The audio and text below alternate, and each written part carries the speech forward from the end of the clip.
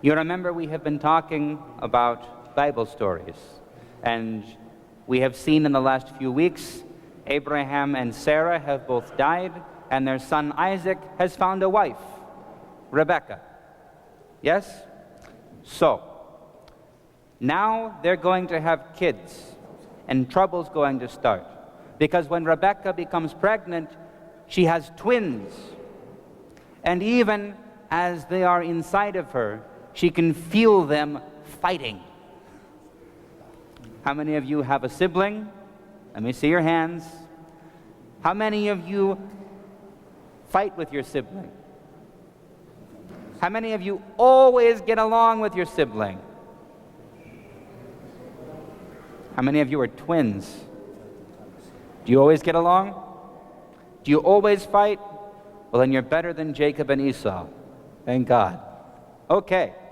So, there's a story that even while they're in their mother's womb, they're fighting. And as the firstborn, Esau, comes out, they find his brother's hand is on his heel. So they're competing all through their lives. Now they know that their father and their grandfather have a high calling. They know they have a rich and a wonderful birthright, and only one of them can be the vessel of that birthright. They know that their father and grandfather are called by God, but that only Isaac was called, and Ishmael, well, he's out in the desert. They know these things. So all their life, they're competing to see who gets the power, the birthright, the riches, the wealth, the glory, the love of God, and their parents. So one day Esau's out hunting, and he comes home. He hasn't eaten for days and days and days. I guess he wasn't successful this time. And his brother Jacob has a pot of lentils on the stove. How many of you would want a pot of lentils right now? I don't mind if I never see a lentil again. Bravo, sir. Okay. So Esau walks in the door and he says, "Oh, that smells good," because he's hungry. And Jacob says, "I'll give you some. Just, I want something in exchange." And Esau says, "Okay, what?" And he says, "I want your birthright. You're the firstborn. I want the right of being the firstborn." And I guess Esau was really hungry because he says, "Okay. How about, haha, very funny. I'll catch you a sheep next time and you can put it in with the lentils and they'll be better." The point is, these brothers don't get along. And when they know that their father is about to die, or he's getting old, it becomes time for him to give the blessing to the firstborn. Right? So Esau goes out hunting, because that's what his father wants. He wants the good game. Maybe he likes venison or elk or bear or whatever they hunted in Palestine in those days. But Rebekah, she loves her younger son.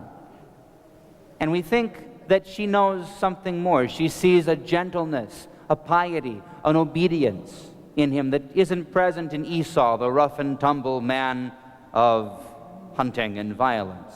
So she tells him, "We're going to trick your dad. He's blind, he can't see, so I'll put hair on your arms so you feel like your brother, and you'll wear his clothes, and I'll make up a stew like your father likes, and then you'll go in there and pretend to be Esau and get the blessing." So maybe the relationship between the parents is a little bit problematic too, So they do it, and Jacob gets the blessing of his brother. And then his brother is so mad he has to go off into a foreign country, and we'll talk about that another time. Now, at the end of the day, all this fighting, all this deception, all this competition only brings sorrow to both of them.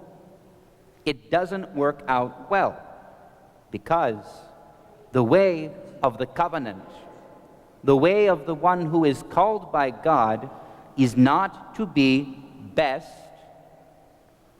not to be first, not to be the one that people serve. You've heard this before, but to serve, to be last. For the Son of Man came not to be served, but to serve and to give his life as a ransom for many. Now, they learned this, these two brothers, in the course of their long life. When they were young, they fought. They competed. When they were old, they recognized that to carry the covenant of the Lord is a burden, a blessing, but a burden. And they made peace with each other, and they stopped fighting each other. So we're about to take the cross in procession through the church. And I need to wrap this up because I'm talking too long, right? But here's the point. When you find yourself in conflict, when you find yourself competing and arguing and fighting, think about what it is that you want or that you think you want. And think about what will actually bring you peace and joy. Because usually they aren't the same thing, right? Jacob and Esau ruined their own lives and each other's lives for 30 years because they couldn't make peace. Because Jacob couldn't say, you're the firstborn, you go first, that's fine, I'm going to serve. And probably his brother made fun of him and teased him and picked on him because that's what older brothers do. I'm sure that they both gave as good as they got. I'm an older brother, I know. Maybe you're the perfect older brother. Okay, kala. The point is, we have to find peace. We have to find a way to serve instead of trying to be served, to give instead of trying to take, to offer ourselves instead of expecting everyone else to offer themselves for us and what we want. In practical, down-to-earth, day-to-day terms, this is what it means to take up the cross. In our day-to-day relationships, the people that we're closest to, that we couldn't live without, and that drive us mad, we have to find a way to love them and be at peace with them. And in this, we ask the strength of the Lord as we take up our cross and follow him. So, please stand up, and we will have the procession.